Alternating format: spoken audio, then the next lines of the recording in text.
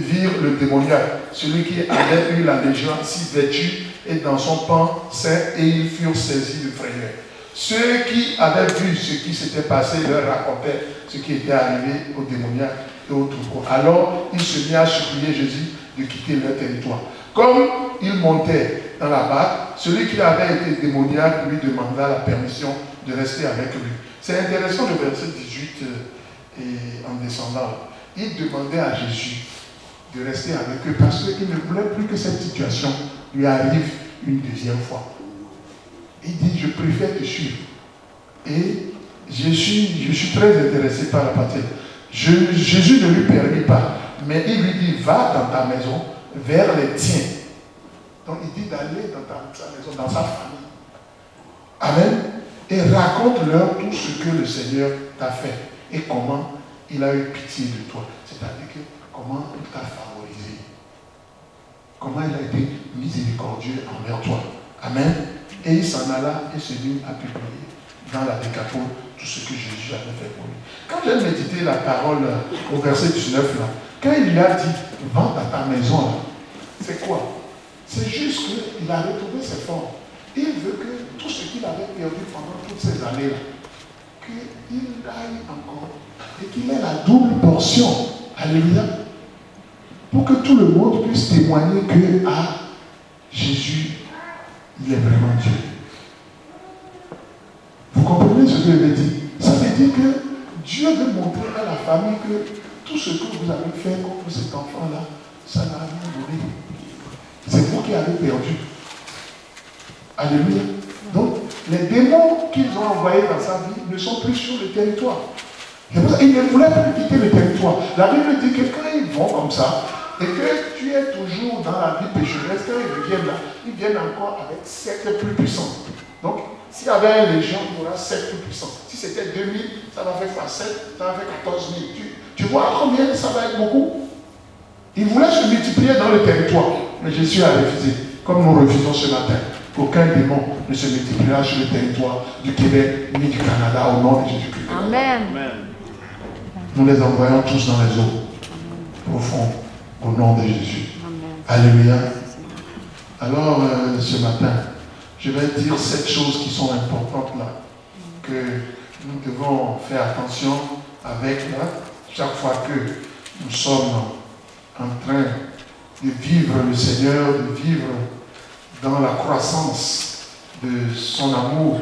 Nous devons garder ces 7 choses. La première, c'est s'assurer que tu es réellement né de nouveau. Numéro 2, il faut t'habituer à la lecture de la parole. Quand tu ne comprends pas, tu demandes. Amen. Il faut, la troisième chose, le baptême d'eau. La quatrième chose, le baptême de feu. La cinquième chose, découvrir ton appel. Amen. La sixième chose, se consacrer. Et la septième chose, choisir un lieu, une assemblée pour l'adorer. Il dit, n'abandonnez pas vos assemblées comme ça a été la coutume des autres. Parce que c'est là qu'il vient vous rencontrer divinement quand vous êtes en groupe. Et Dieu aime l'assemblée. Alléluia. Et comme vous êtes là ce matin, moi je sais qu'il a commencé un changement. Vous ne serez plus jamais les mêmes. Il dit, vous serez changés en d'autres personnes. Tu seras un autre homme, tu seras une autre femme. Alléluia. Si tu ne crois pas, arrive à la maison, regarde la vidéo, prends les écritures que j'ai données, sonde-les, prie, tu vas voir que Dieu va commencer à faire le travail tous les jours. Demande l'onction. Alléluia. Et ces points-là sont importants, je les répète. Il faut t'assurer que tu es né de nouveau. Tu as donné ta vie au Seigneur. Il faut la lecture de la parole de Dieu et les points que tu ne comprends pas. Philippe, dans la Bible, ne comprenait pas. Et je dis Philippe, l'eunuque ne comprenait pas. Et Dieu a demandé à Philippe d'aller lui expliquer. Allô? Et il faut le baptême d'eau, c'est que nous rentrons dans l'immersion en sa mort, et quand nous sortons, nous ressuscitons. Amen.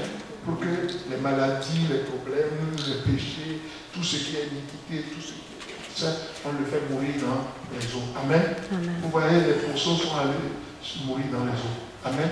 Il faut que nous aussi, on meure dans les eaux pour que les eaux ne soient pas une guerre contre nous. Alors, vous devez le baptême de feu. Quand on parle de baptême de feu, il dit, moi, je bâtirai du feu. Donc, baptême de feu, vous comprenez. C'est quand vous allez ouvrir la parole, quand Dieu va vous ouvrir les yeux. Parfois, quand je parle ici, vous allez voir que de ma bouche, c'est comme du feu que je crache comme le volcan. C'est parce que Dieu n'a pas encore ouvert vos yeux. Le moment viendra, je serai en train de parler ici. Mon serviteur de Dieu sera en train de parler. Vous allez voir que c'est du feu qui crache. Parce que la parole, c'est un feu dévorant. Amen. Découvrez votre appel en Dieu. Si vous devez être une personne pour gérer une fondation, une ONG, un business, servir Dieu dans l'intercession, le groupe d'intercession, l'accueil, la chorale, tout ce que vous comprenez. Et il faut chercher l'appel de Dieu. Si vous allez exercer des œuvres charitables, tout ce que vous voulez, aider les gens dans le mariage, tout ce que vous pouvez, qui existe déjà dans la vie. Amen. Est-ce qu'on se comprend? Donc vous devez vous consacrer. Le numéro 6, vous consacrer pour cela. Et choisir un lieu ou une assemblée où vous venez adorer Dieu. Parce qu'il vous renouvellera lorsque vous venez dans ce lieu. Et vous avez vu Jésus. C'est le jour du sabbat, le jour où les gens se sont assemblés comme ça. Il a pris le livre Isaïe. Il a dit l'Esprit de l'Éternel est sur moi. Et l'endroit où il est écrit le concernant, il a dévoilé. Il a dit que c'était accompli. Et Dieu accomplira des merveilles dans ta vie. Allez en paix et que le Seigneur soit avec vous. Amen.